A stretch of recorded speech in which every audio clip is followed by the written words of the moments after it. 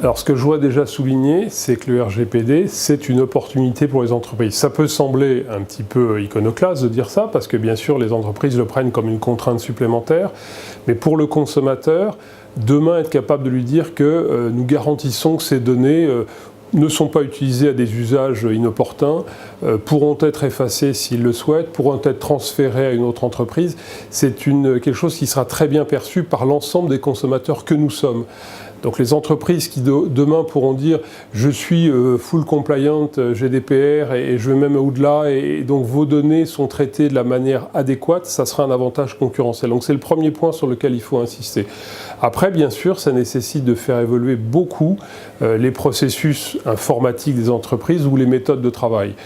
Donc c'est quelque chose qui va être indispensable et même légal à partir du 28 mai. En réalité, les entreprises françaises sont très en retard, comme d'ailleurs toutes les entreprises européennes. Donc le but du MEDEF, c'est bien là aussi faire de la communication, de l'information, de la sensibilisation pour que les entreprises puissent évaluer leur niveau de compréhension et d'évolution dans la mise en place de la GDPR. Alors on a effectivement lancé cet outil, ça fait moins de 2 mois, on en est quasiment à 10 000 connexions, ce qui est un très grand succès.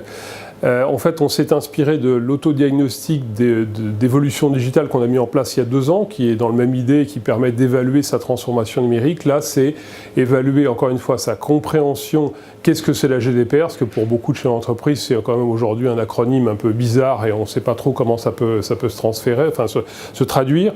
Et puis comment on peut le mettre en place. Et à chaque fois, c'est pas juste un questionnaire sec.